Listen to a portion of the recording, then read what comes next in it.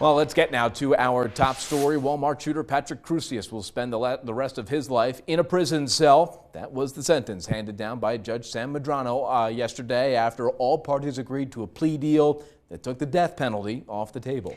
Crusius pleaded guilty to state charges of capital murder and aggravated assault with a deadly weapon and was automatically sentenced to life in prison without the possibility of parole. KTSM 9 News reporter Tirza Ortiz was in the courtroom for the sentencing. The beginning of the end of what victims, family members, and survivors have called a recurring nightmare. Mass shooter Patrick Crusius sitting in a packed courtroom shoulder to shoulder, pleading guilty to all charges related to the 2019 mass shooting at Walmart. To the offense of capital murder as alleged in the indictment, do you wish to enter a plea of guilty or not guilty? Guilty. After nearly 6 years, mass shooter Patrick Crusius has been officially sentenced by the state of Texas for his hate-fueled massacre at an El Paso Walmart that claimed the lives of 23 people and injured 22 others on August 3rd, 2019.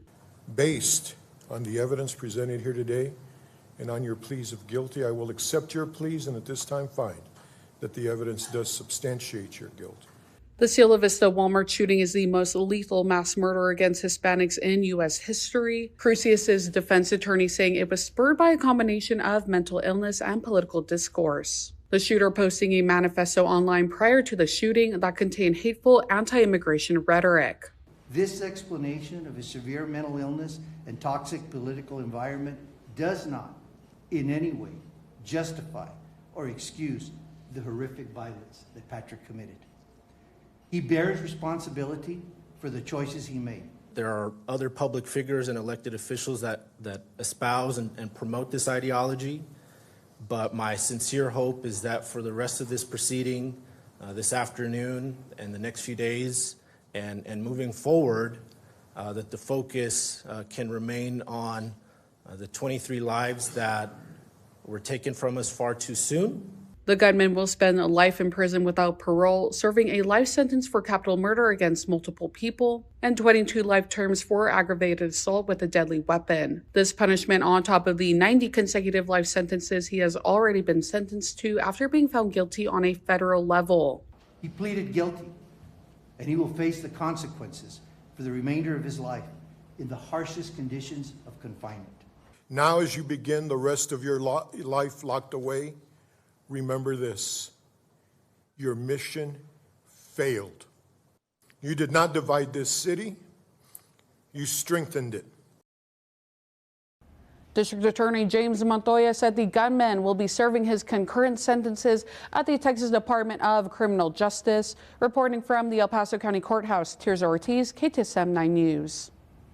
Now that the sentencing portion of this case is over, victims and family members of the victim speaking directly to the shooter. These victim impact statements are expected to continue at 9 o'clock this morning, and our Diana Castillo continues our team coverage with what the victims had to say yesterday. Take a look.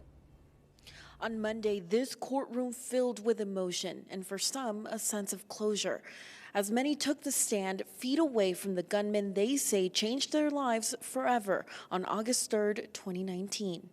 Even with no cameras allowed inside the courtroom during victim impact statements, raw emotion could still be felt through the audio.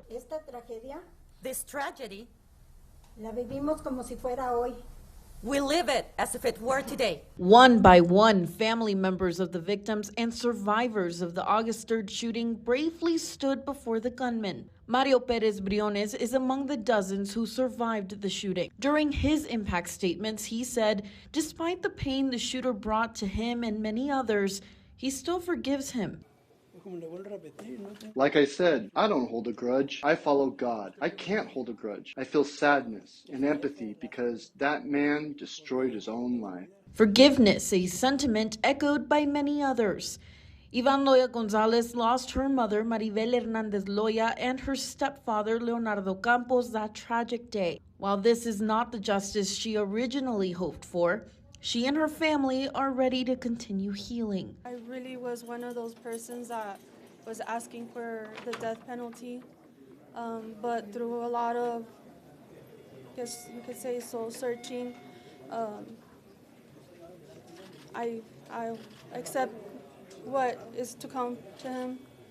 As a Christian, I've learned that forgiving is where I'll eventually find justice in this all. Is there closure for? Many, including DA Montoya, say it's important to keep remembering the victims and those still impacted by the tragedy. Victim impact statements are expected to go into Tuesday. In the county courthouse, Diana Castillo, KTSM 9 News. We'll stay with KTSM on air and on KTSM.com as we bring you the latest on the impact statements from day 2 of the sentencing. We'll be right back here on KTSM 9 News today.